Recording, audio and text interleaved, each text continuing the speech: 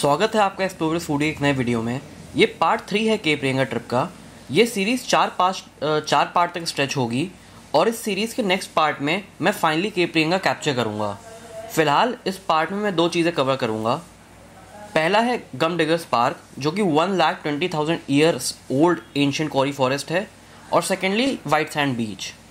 तो चलिए बिना किसी देरी के शुरू करते हैं वीडियो। तो पिछले दिन काफ़ी घूमने के बाद रात में मस्त नींद आई। अगले दिन सुबह उठते ही मैंने देखा कि बारबेक्यू सेटअप हो चुका था। फिर क्या, मैंने सोचा पहले पेट पूजा फिर कोई काम दूजा। तो ब्रेकफास्ट करने के बाद हम चल दिए अपनी नेक्स्ट डेस्टिनेशन गम डिगर्स पार्क की तरफ।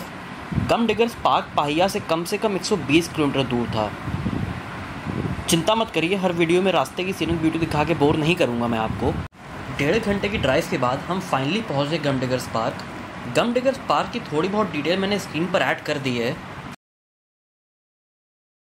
फिर मैं गम डिगर्स पार्क एंटर करने लगा। अंदर पहुंचते ही बहुत सोफिस्टिकेटेड सी सुवेनियर शॉप थी, और इस शॉप के और इस फॉरेस्ट के बहुत ही हम्बल ओनर ने हमें वेलकम किया।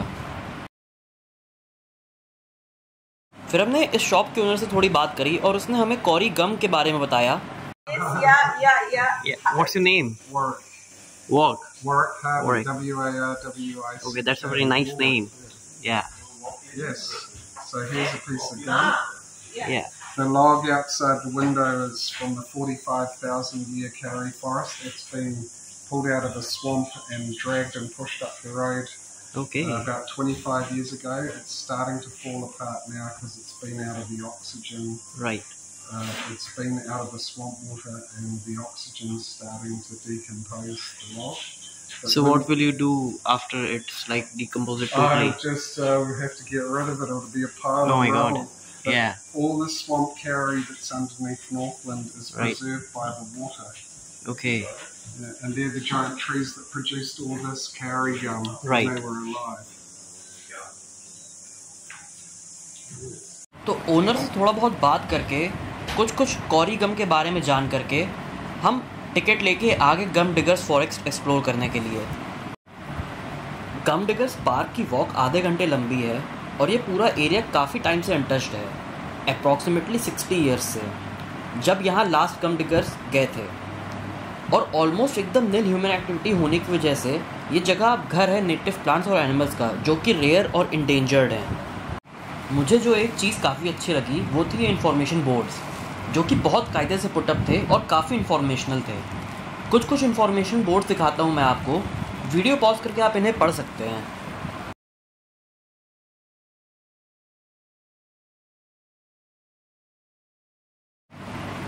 जंगल के बीच में फुल व्लॉगर मोड में व्लॉगिंग करता हुआ मैं। तो चलिए कंटिन्यू करते हैं गम डिगर फॉरेस्ट एक्सप्लोरेशन को। एक चीज़ और मेंशन करना चाहूँगा मैं, यहाँ पर इस 55 एकड़ के फॉरेस्ट में ही 2-3 डिफरेंट टाइप के फॉरेस्ट का मज़ा आ रहा था, डिफ्रेंशिएटिंग ट्रीज और सीमिंगली डिफरेंट इकोसिस्टम की वजह से। जंगल भ्रमण करते हुए हम पहुँच गए एंशिएंट कॉरी ट्री लॉग के पास। आप सोच रहे होंगे कि इस लकड़ी के लट्ठे में इतनी खास बात क्या है। आखिर इस लकड़ी के लट्ठे की खास बात यह है कि ये कॉरी ट्री लॉग है और ये 2011 में डिस्कवर किया गया था, और माना जाता है कि ये आज से 1,20,000 साल पहले पॉसिबल वॉल्केनिक इरप्शन की वजह से गिरा, और तब से ये ऐसे ही पड़ा हुआ है।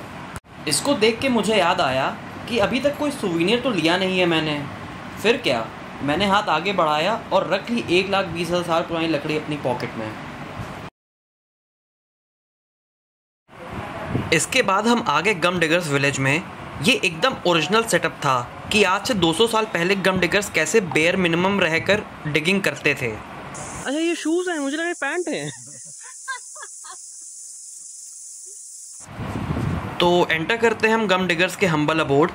जैसा कि आप देख ही सकते हैं, यहाँ की फैसिलिटीज़ किसी 5 स्टार होटल से कम नहीं है। गम डिगर्स यही गुजर बसर करते थे। किसी ने सही कहा है कि कुछ पाने के लिए कुछ खोना पड़ता है। कंफर्ट खो के कॉरी गोल्ड पाना is not a bad deal.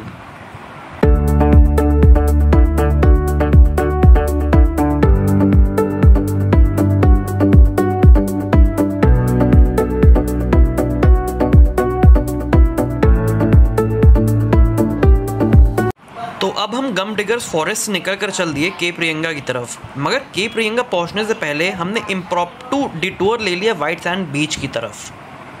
थोड़ी देर ड्राइव करने के बाद हम पहुंच गए white sand beach.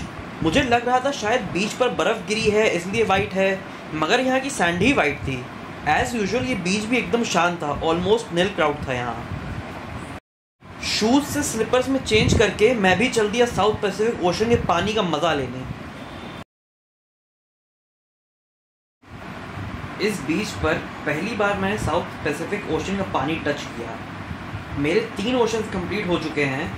Now there are 4 more to go. South Pacific Ocean का पानी बहुत ज़्यादा ठंडा था।